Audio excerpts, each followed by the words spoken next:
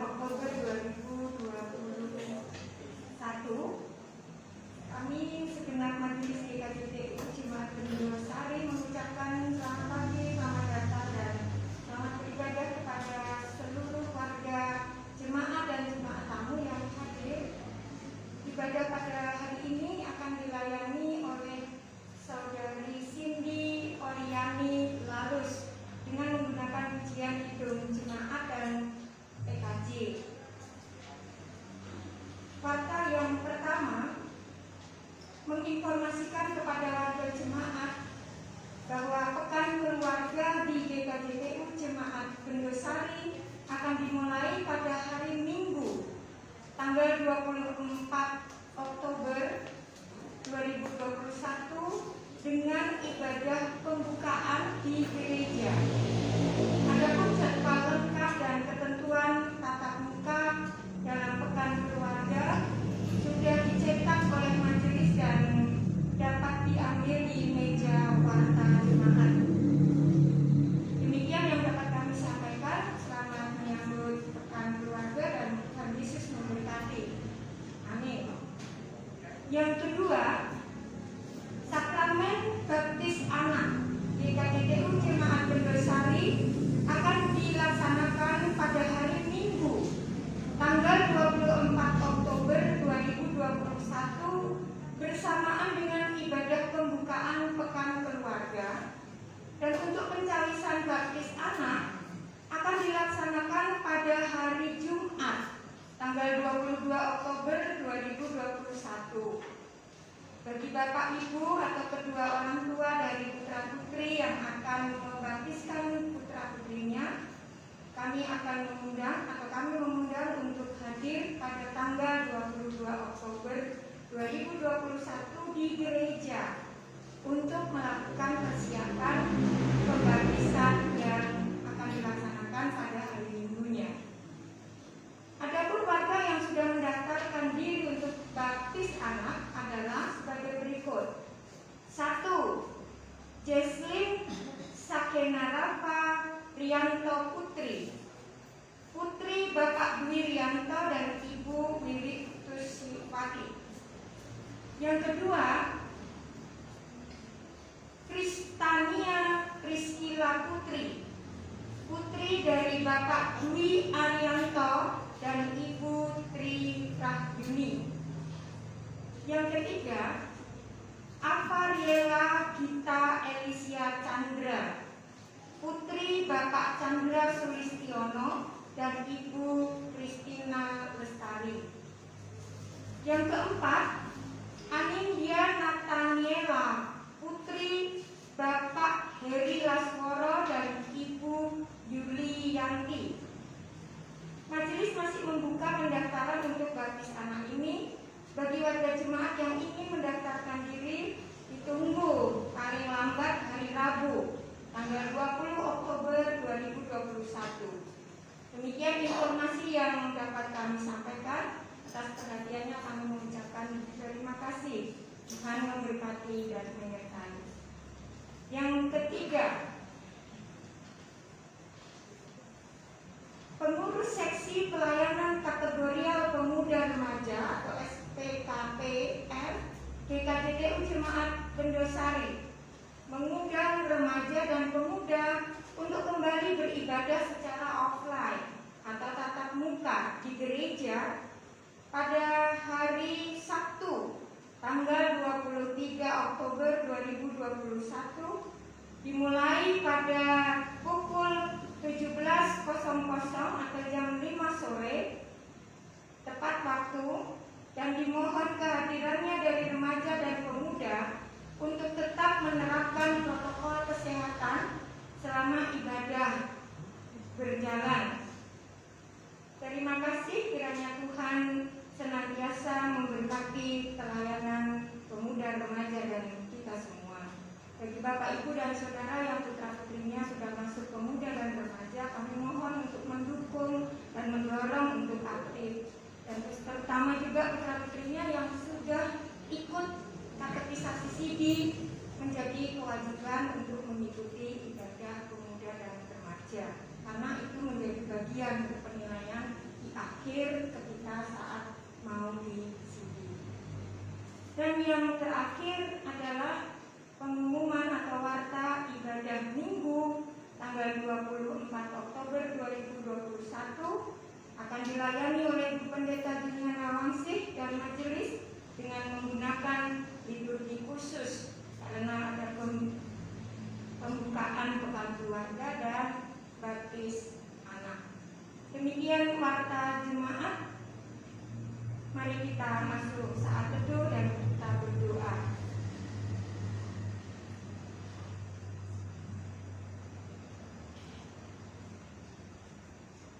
Kami bersyukur kepadamu ya Tuhan. Tuhan boleh pimpin kami, Tuhan sertai kami, Tuhan tolong kami, sehingga kami boleh hadir di tempat ini. Kami percaya bahwa kami akan masuk dalam kemuliaan Allah Bapa. Oleh karena itu Tuhan, sertailah kami dalam ibadah minggu ini. Tuhan sendiri akan menuntun, membimbing, dan menyertai kami.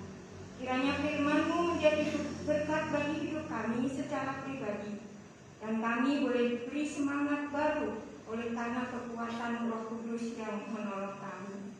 Tuhan Yesus Kristus yang kami imani, kiranya menjadi Tuhan dan penyerta kami. Tuhan menolong kami dan memberkati kami dalam ibadah ini. Segala puji, kemuliaan, dan hormat kiranya ada di tengah-tengah kami. Urapi kami semua dengan Roh-Mu yang kudus, dan mampukanlah kami menerima anugerah-Mu, agar kami dipersekutukan untuk kehidupan yang baru. Dalam nama Tuhan Yesus Kristus, Allah Bapa di surga, dan Roh yang menolong kami dalam persekutuan Roh Kudus. Amin. Jemaat yang terkasih, mari kita bangkit berdiri dan kita menyanyikan pujian pembukaan dari Kidung Jemaat nomor 13 bait 1 dan 2. Allah Bapa Tuhan.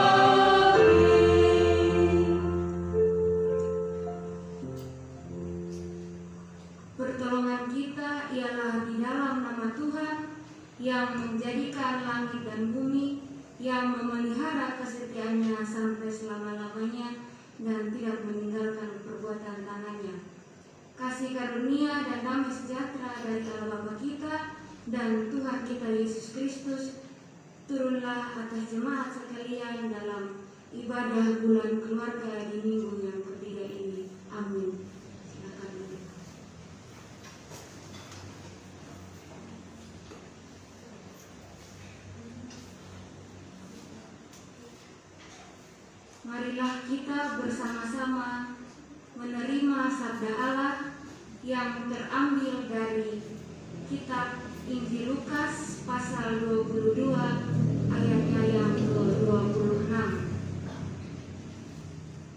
Injil Lukas pasal 22 ayat yang ke-26 yang berbunyi, "Tetapi kamu tidaklah demikian, melainkan yang terbesar di antara kamu hendaklah menjadi sebagai yang paling muda dan pemimpin sebagai pelayan.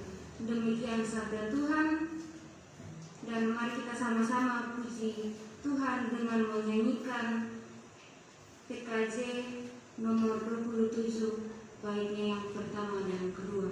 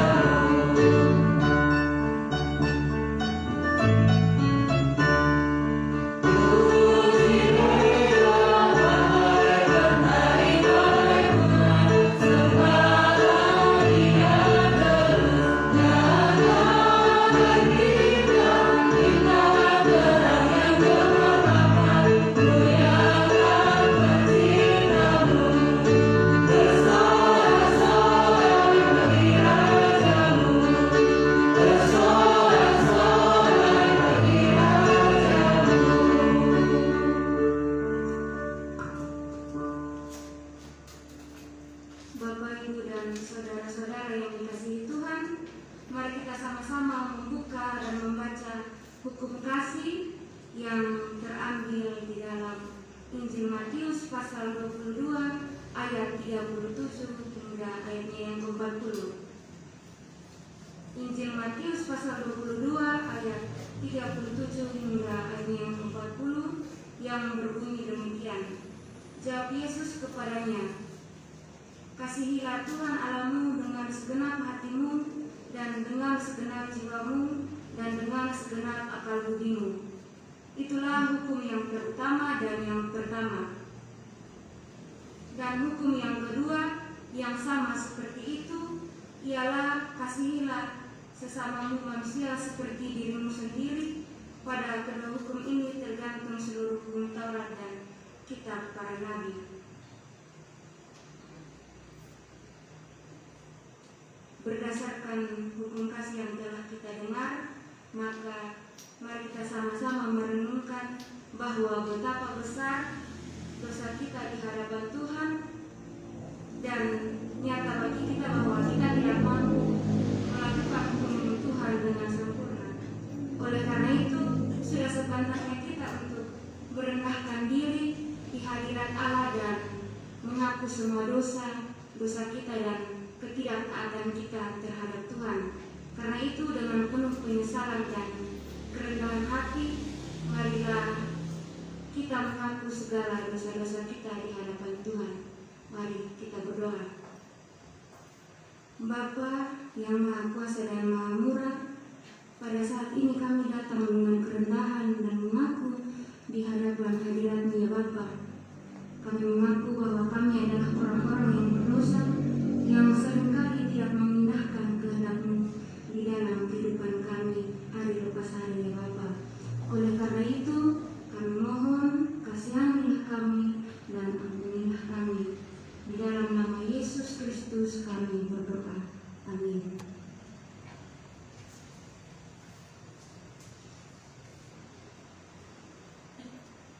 Jika dengan penuh kerendahan hati dan telah mengaku dosa dengan tulus di hadapan Allah, maka berdasarkan berita anugerah yang terambil dari kitab Yakobus pasal 4 ayatnya yang ke-6 yang berbunyi, "Tetapi kasih karunia yang dianugerahkannya kepada kita lebih besar daripada itu.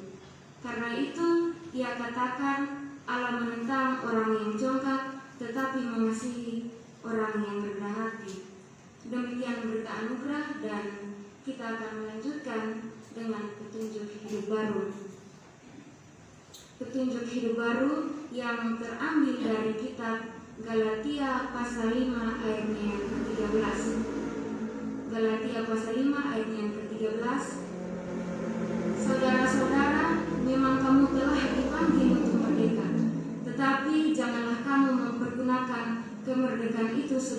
kesempatan untuk kehidupan dalam dosa, melainkan layanilah seorang akan yang lain oleh kasih. Demikian petunjuk hidup baru dari Tuhan. Mari kita merespon petunjuk hidup baru dengan menaikkan pujian dari Kidung Jemaat 376 ayatnya yang pertama dan ketiga.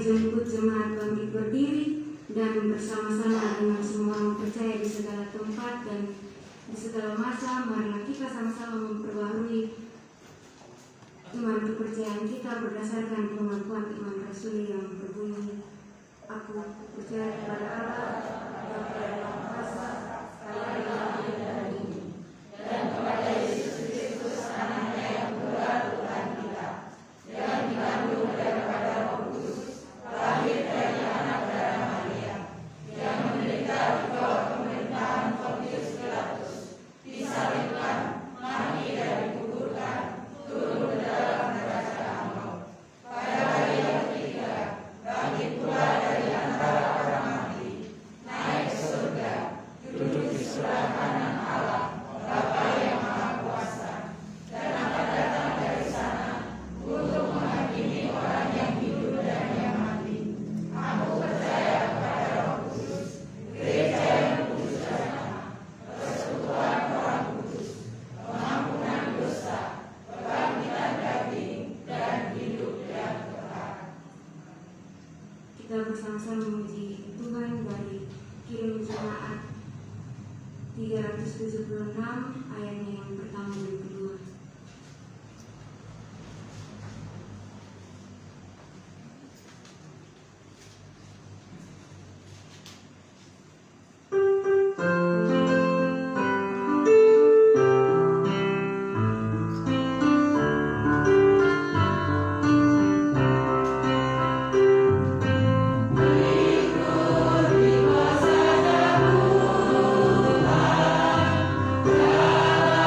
Damai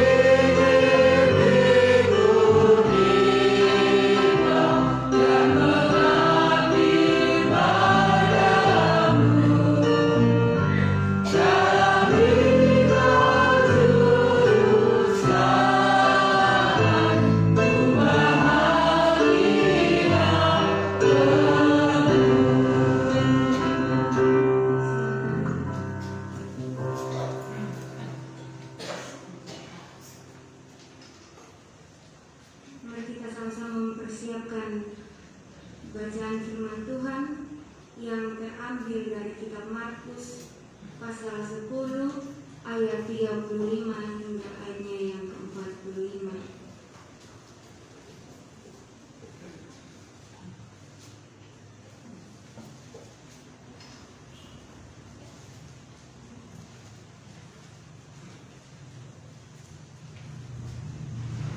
Markus pasal 10 ayat 35 hingga ayatnya yang ke-45 di bawah perikop permintaan Yakobus dan Yohanes, bukan memerintah melainkan melayani.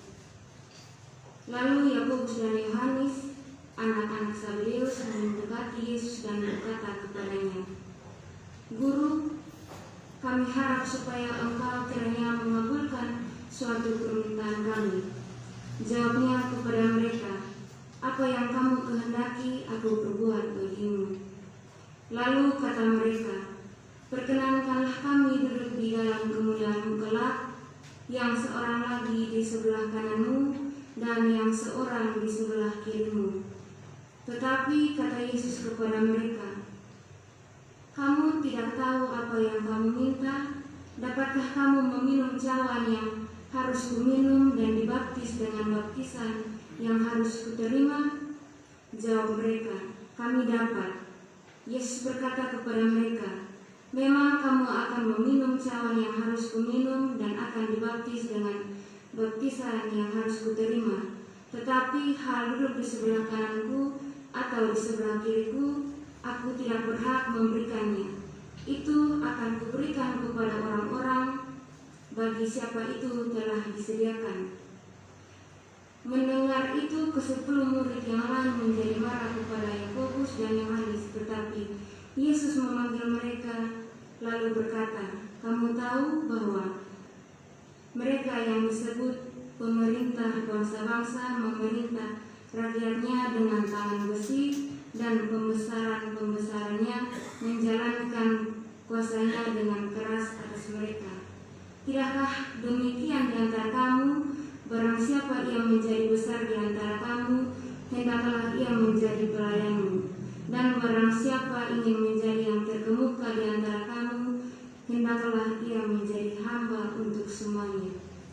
Karena Anak Manusia juga datang bukan untuk dilayani, melainkan untuk melayani, dan untuk memberikan nyawanya menjadi tebusan bagi banyak orang." Demikian firman Tuhan, dan berbahagialah setiap orang yang mendengar firman Allah dan memeliharanya dalam hidupnya. Amin. Bapak Ibu sekalian, sebelum kita merenungkan firman Tuhan, mari kita sama-sama menaikkan segala pergumulan kita melalui doa syafaat. Mari kita berdoa. Tuhan Allah Bapa kami, Bapa yang kami sembah dan yang kami puji, Bapa surgawi yang bertahta di kerajaan surga, kembali lagi kami menaikkan syukur atas segala berkat anugerah yang Engkau limpahkan kepada kami, sehingga pada saat ini kami masih diizinkan untuk datang dan berkumpul dan melakukan ibadah kebaktian pada minggu hari ini. Bapa, pada saat ini kami sama-sama berdoa untuk bangsa kami yang hingga saat ini masih terjebak di dalam masa-masa sulit lantaran virus corona maupun kejadian-kejadian lainnya. Bapa, kami mohon Bapa turunkan kuasa atas bangsa dan negeri kami, pulihkan negeri kami ya Bapa, agar kami boleh kembali melaksanakan aktivitas kami sebagaimana mestinya ya Bapa, pada saat ini juga kami berdoa untuk gereja kami, untuk rumah-Mu di tempat ini di GKJ TU Bandung Sari ya Bapa, berkati setiap yang ada di tempat ini, baik orang-orang yang bekerja di sini, mulai dari ibu pendeta, para majelis, pemusik, poster dan staf-staf yang lain, bahkan jemaat-jemaat yang ada di tempat ini.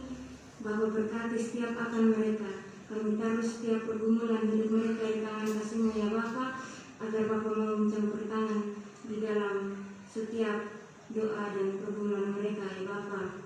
Bapa, kami juga berdoa untuk setiap program kerja yang sedang dijalankan di tempat ini maupun yang dalam proses perencanaan.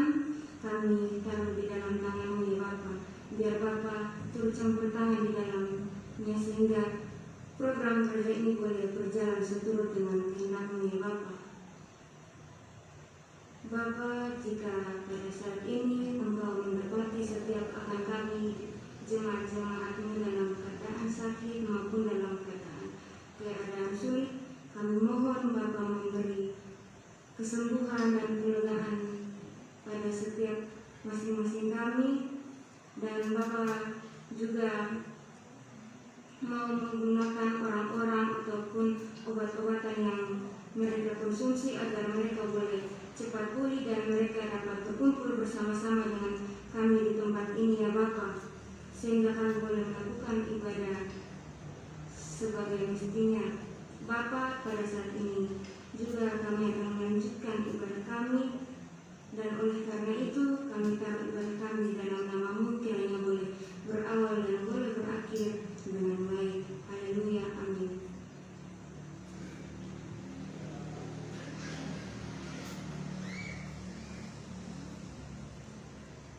Kita akan memberikan persembahan syukur kita atas segala berkat anugerah yang telah kita terima dari Tuhan di dalam kehidupan kita dan yang menjadi dasar firman Tuhan kita pada saat ini ialah terambil dari kitab 2 Korintus pasal 9 ayatnya yang ke-6 yang berbunyi, camkanlah ini, orang yang menabur sedikit akan menuai sedikit juga, dan orang yang menabur banyak akan menuai banyak juga.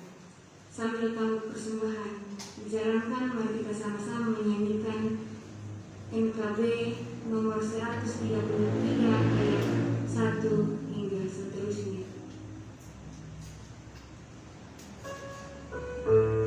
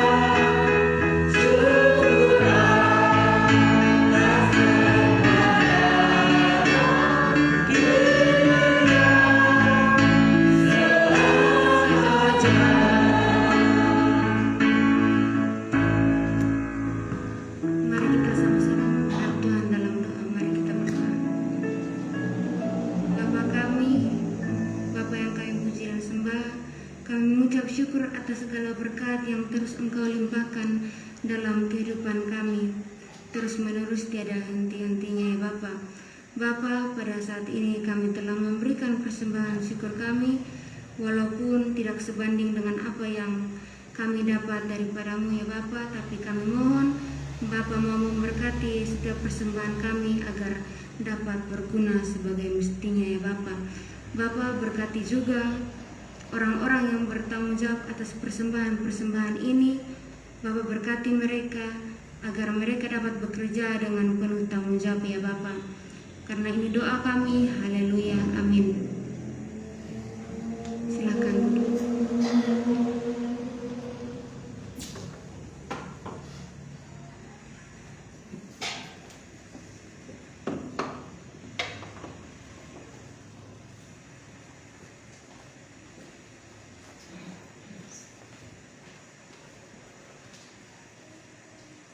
Shalom, selamat pagi jemaat yang dikasihi Tuhan Yesus Kristus.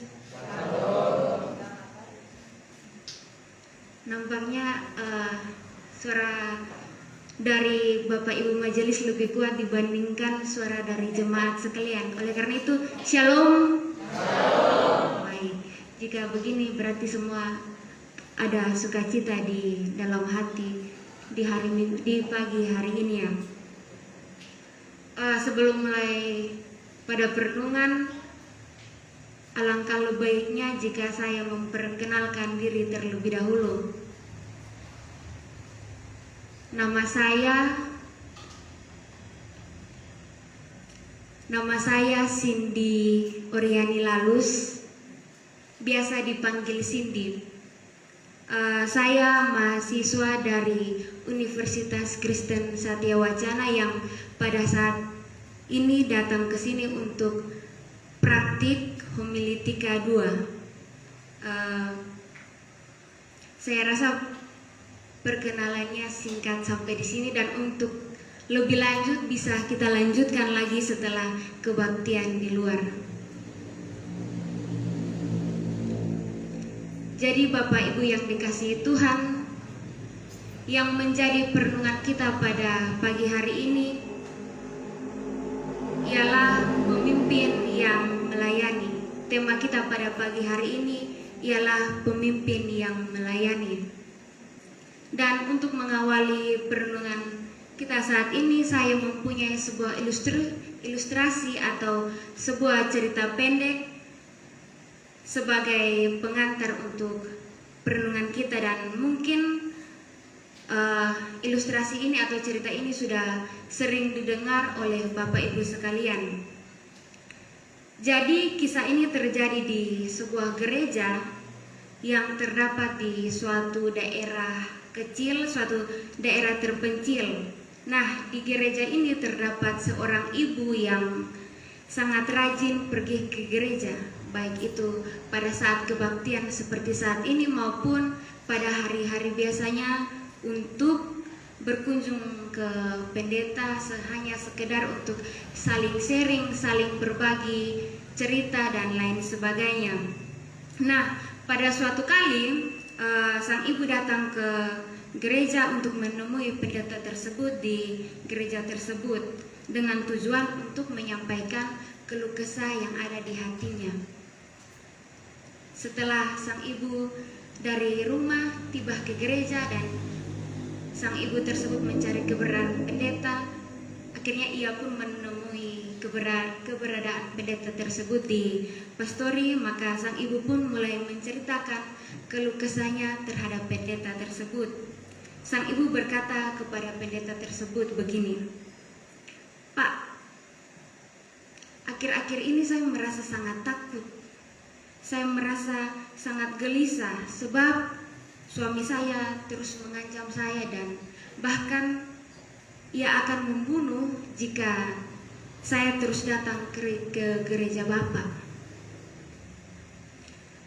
Karena saking seringnya sang ibu berkunjung ke gereja dan menceritakan hal yang sama, maka sang pendeta pun menjadi bosan dengan keluh kesah dengan cerita sang ibu tersebut, sehingga sang pendeta hanya menjawab seperti ini,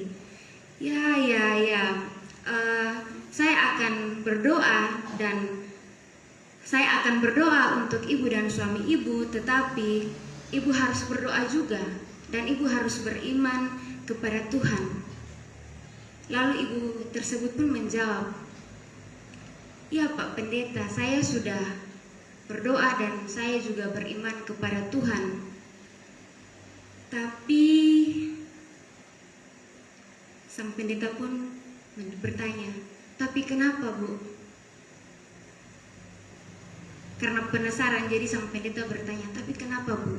Lalu sang ibu pun melanjutkan kata-katanya, "Tapi Pak, suami saya mengancam akan membunuh Bapak." Dan dengan satu tarikan napas, satu helaan napas, sang Pak Pendeta pun menjawab, "Baiklah, saya rasa ini sudah saatnya ibu untuk mencoba gereja baru di ujung jalan." Jemaat yang dikasihi Tuhan, cerita singkat ini hanyalah sebagai pengantar untuk mengantarkan kita pada perenungan kita saat ini yang telah kita baca tadi di dalam Injil Markus pasal 10 ayat 35 hingga ayat 45. Nah, Bapak Ibu yang dikasihi Tuhan, dalam bacaan ini menceritakan tentang permintaan Yakobus dan Yohanes. Menceritakan tentang permintaan Yakobus dan Yohanes, sama seperti judul yang diberikan Lembaga Alkitab Indonesia pada bacaan kita, yaitu permintaan Yakobus dan Yohanes, bukan memerintah melainkan melayani. Permintaan yang disampaikan oleh Yakobus dan Yohanes merupakan sebuah permintaan yang disampaikan saat mereka berada dalam perjalanan menuju ke Yerusalem. Sesaat setelah Yesus menyampaikan kepada mereka semua tentang penderitaannya untuk ketiga kalinya. Di dalam bacaan kita, Yakobus dan Yohanes mau meminta suatu hal kepada Yesus, yaitu meminta kedudukan atau kekuasaan daripada Tuhan Yesus. Dan sama seperti yang kita ketahui bahwa Yesus merupakan raja di atas segala raja, dan ia memiliki kekuasaan serta kedudukan yang sangat tinggi. Maka tidak ada salahnya jika mereka berdua meminta hal tersebut kepada Yesus. Ditambah lagi mereka berdua masih memiliki hubungan keluarga dengan Yesus, atau bisa kita sebut mereka berdua masih bersaudara sepupu dengan Yesus. Jadi tidak ada salahnya dan ada kemungkinan besar bahwa permintaan mereka akan diterima oleh Yesus. Ini yang ada di dalam benak pikiran mereka. Akan tetapi Bapak Ibu jemaat yang dikasihi Tuhan, dalam bacaan ini Yesus tidak menerima permintaan mereka. Yesus juga tidak menolak permintaan mereka. Jadi Yesus tidak menerima dan tidak menolak. Tetapi yang dilakukan Yesus ialah mau meluruskan apa yang ada di pikiran mereka. Mau meluruskan apa yang mereka pikirkan tentang kekuasaan sebagai seorang pemimpin yang memiliki kuasa atas segalanya. Sebab Yesus merasa bahwa kepemimpinan yang ada di dalam pemikiran mereka, yang ada di benak mereka, salah. Kepemimpinan yang mereka maksud mungkin saja sama dengan kepemimpinan yang terjadi atau yang berada pada pemimpin-pemimpin yang ada pada pemimpin-pemimpin Romawi, yang mana mereka hanya mementingkan tentang kekuasaan, harta, dan status. Di sini Yesus tidak ingin agar murid-muridnya berpikir sama seperti itu. Yesus ingin agar murid-muridnya berpikir bahwa kekuasaan, harta, dan status yang akan dipegang dan diterapkan bukan seperti apa yang ada pada para pemimpin bangsa Romawi, melainkan yang harus mereka tanamkan dalam diri mereka ialah prinsip bahwa untuk menjadi seorang pemimpin, ia harus mau melayani orang-orang yang ada di sekitarnya. Dan prinsip ini juga sering Yesus terapkan setiap kali ia melakukan pelayanan.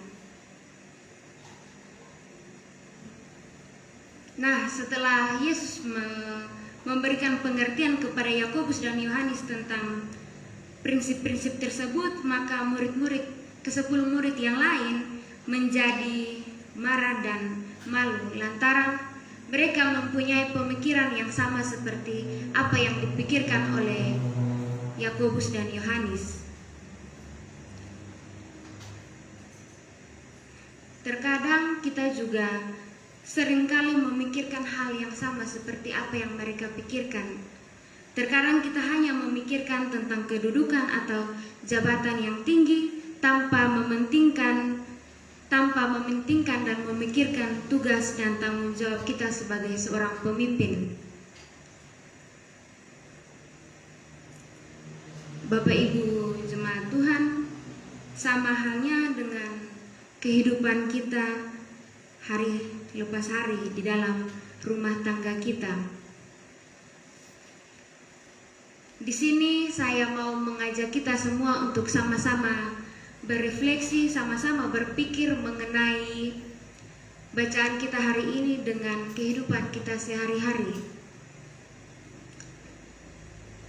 Dari bacaan ini serta ilustrasi yang tadi saya sampaikan, saya mempunyai satu pernyataan, yaitu yang kuat adalah sang pemimpin. Yang kuat adalah sang pemimpin. Pernyataan ini tidaklah salah. Memang benar jika seorang yang kuat merupakan seorang pemimpin, atau seorang yang kuat akan menjadi seorang pemimpin. Contohnya begini, ketika kita berada di dalam rumah, yang menjadi pemimpin adalah bapak atau suami. Akan tetapi ada beberapa kasus juga yang mengatakan bahwa pemimpin dalam rumah adalah seorang istri atau seorang perempuan. Nah, sebagai seorang pemimpin di dalam rumah, maka kita harus mampu melaksanakan tugas dan tanggung jawab kita. Sebagai seorang pemimpin, kita harus mampu menuntun dan memberi teladan bagi anggota-anggota keluarga kita agar mereka hidup dengan kasih dan menjadi lebih baik. Bapak Ibu yang dikasihi Tuhan, ini merupakan contoh seorang pemimpin yang baik. Akan tetapi pada saat ini, pada akhir-akhir ini, pada kehidupan kita saat ini, seringkali kita melihat kasus kepemimpinan yang berbeda dari apa yang saya sebutkan tadi. Akhir-akhir ini kita sering mendengar sebuah kasus di dalam masyarakat, dan kasus ini adalah KDRT atau kekerasan dalam rumah tangga. Dan yang seringkali menjadi korban adalah perempuan dan anak-anak. Dan di Indonesia sendiri kasus KDRT sudah cukup tinggi, terlebih di masa pandemi seperti saat ini. Komnas Perempuan mencatat bahwa 75% kasus kekerasan terhadap perempuan ialah KDRT. Setelah kita melihat tingginya angka KDRT, lalu timbul pertanyaan dalam benak kita. Mengapa angka KDRT tinggi dan kebanyakan hanya terjadi pada perempuan dan anak.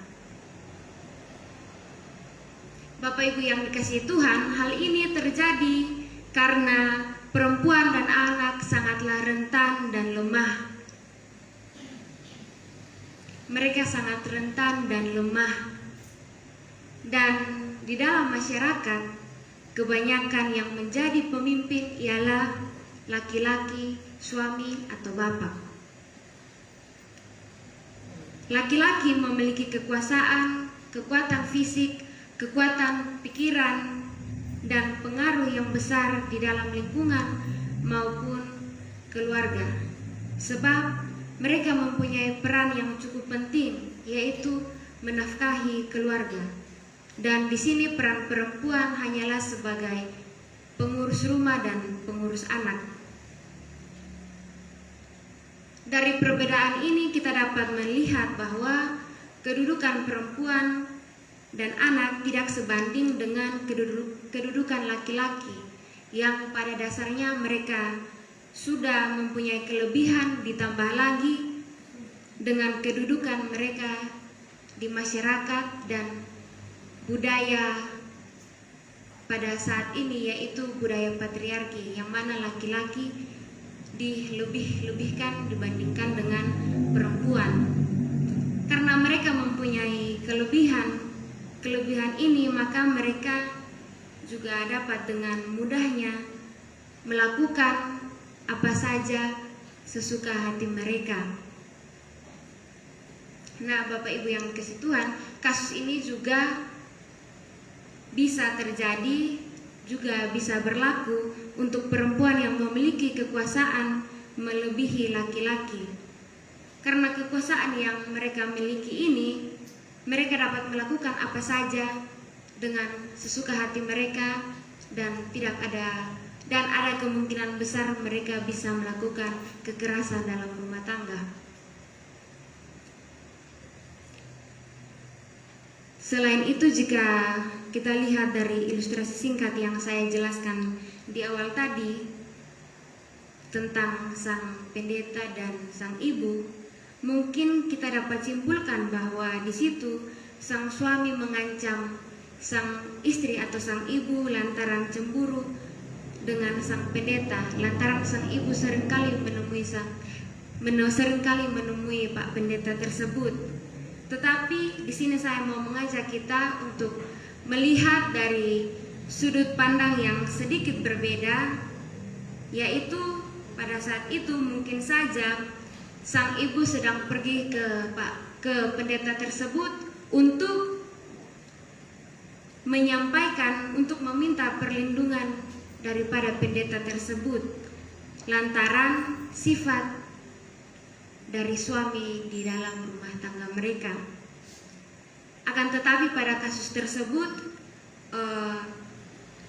kekuasaan atau pengaruh dari sang suami lebih besar di dalam hidup sang ibu dibandingkan dengan kekuasaan yang dimiliki oleh pendeta tersebut, sehingga sang ibu tidak bisa berbuat apa-apa selain pergi untuk memberi peringatan atau memberitahukan kepada pendeta tersebut untuk berhati-hati dengan ancaman yang diberikan oleh suami tersebut.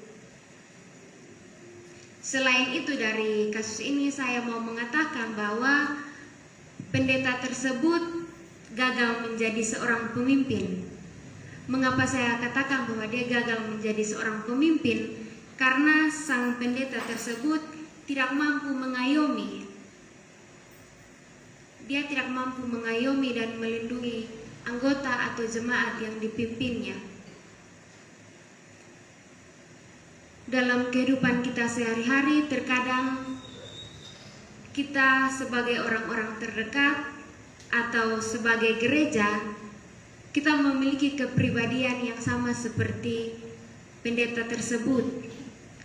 Kita terlalu masa bodoh dengan orang-orang di sekitar kita. Kita seakan menutup mata dan telinga kita terhadap orang-orang terdekat kita, dan bahkan terkadang kita berpikir bahwa urusan mereka biarlah urusan mereka dan urusan kita biarlah urusan kita. Dan terkadang karena pemikiran kita pemikiran kita yang seperti ini dan sikap kita yang seperti ini dapat menyebabkan kejadian-kejadian yang tidak diinginkan terjadi begitu saja. Nanti setelah kejadian-kejadian buruk itu terjadi, barulah kita menyadari dan berpikir bahwa kok bisa hal ini terjadi begini, kok si A tega dengan si B dan lain sebagainya. Ini seringkali terjadi dalam kehidupan kita, di lingkungan kita maupun di sekitar kita.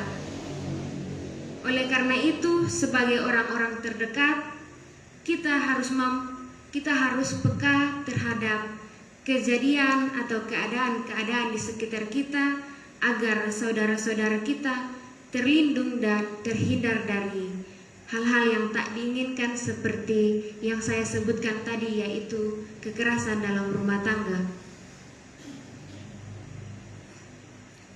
Bapak Ibu jemaat yang dikasihi Tuhan, dari perenungan kita hari ini, saya mau mengajak kita semua untuk dapat menjadi seorang pemimpin yang baik sama seperti apa yang Yesus ajarkan, yaitu kita harus mampu melayani sesama kita. Dan di sini Tuhan ingin agar kita sebagai seorang pemimpin harus bisa melayani, melindungi, dan berkorban bagi anggota kita agar mereka bisa merasa aman, terlindungi, selamat, dan sejahtera.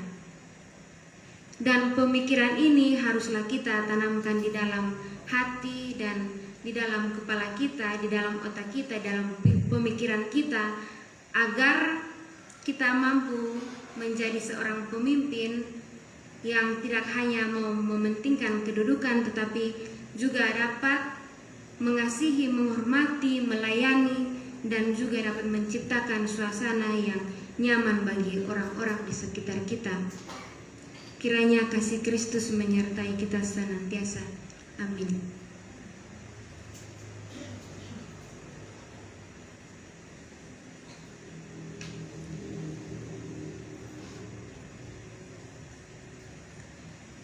Untuk mensyukuri firman Tuhan, mari kita sama-sama menghadap Tuhan di dalam doa. Mari kita berdoa. Bapa, terima kasih untuk kelawatan firman-Mu yang begitu luar biasa untuk kehidupan kami pada pagi hari ini ya Bapa. Bapa, pada saat ini kami mohon agar Bapa mau memberkati setiap akan kami, berkati hati pikiran kami yang telah mendengarkan firman-Mu, agar apa yang telah kami dengar boleh kami tanamkan di dalam hati dan pikiran kami, agar kami boleh menjadikan firman-Mu ini sebagai jalan kebenaran dalam kehidupan kami ya Bapa. Bapa, berkati setiap pribadi akan kami, agar kami bisa melakukan apa kehendak-Mu, terlebih ketika kami menjadi seorang pemimpin di dalam lingkungan kami ya Bapa.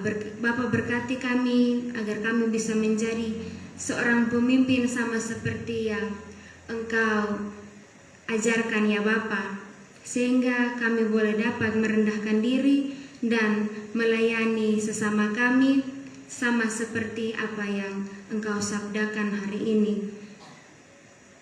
Dan untuk mengakhiri doa ini, mari kita sama-sama mengucapkan doa. Bapa kami dikuduskanlah nama-Mu, datanglah kerajaan-Mu, jadilah kehendak-Mu di surga dan berikanlah kami pada hari ini makanan kami yang secukupnya, dan ampunilah kami atas kesalahan kami seperti kami juga memberi kesalahan kepada kami, dan janganlah kami dalam pencobaan, tetapi lepaskanlah kami dari yang jahat, karena Engkau-lah yang punya kerajaan dan kuasa dan kemuliaan sampai selama-lamanya. Amin. Dan untuk merespon firman Tuhan, mari kita sama-sama menyanyikan Kidung Jemaat nomor 356 ayatnya yang pertama dan kedua.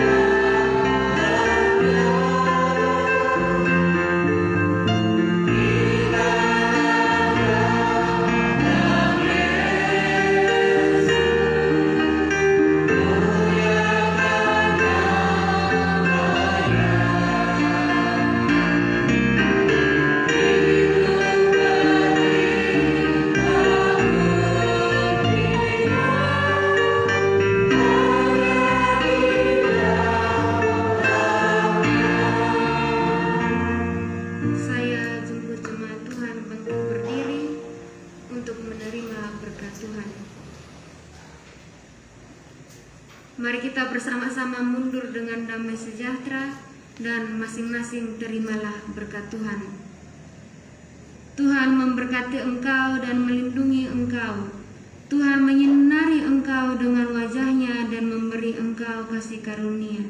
Tuhan menghadapkan wajah-Nya kepadamu dan memberi engkau damai sejahtera. Amin. Kita akan menutup ibadah kita pagi ini dengan memuji Tuhan dari Kidung Jemaat 408 ayatnya yang pertama.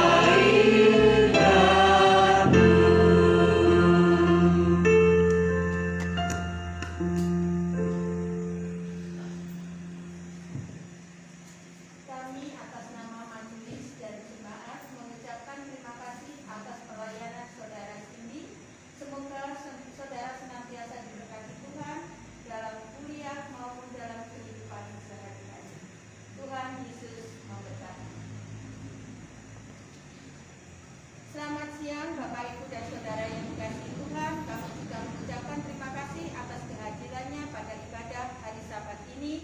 Kiranya firman Tuhan boleh menjadi landasan dalam kehidupan kita sehari-hari, dan kita boleh menjadi pemimpin-pemimpin dalam keluarga, dalam masyarakat, seperti sabda firman Tuhan pada hari ini.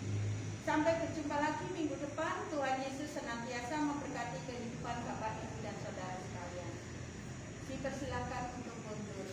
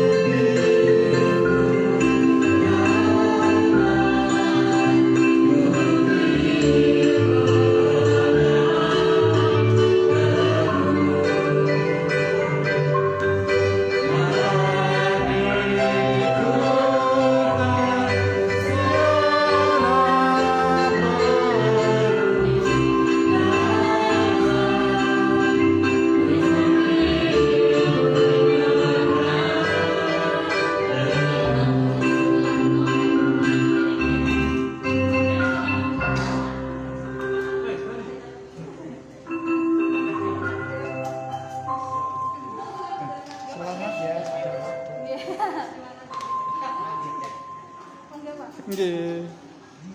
Selamat hari Minggu. Terima kasih untuk yang sudah menonton. Terima kasih. Tuhan memberkati. Sampai jumpa.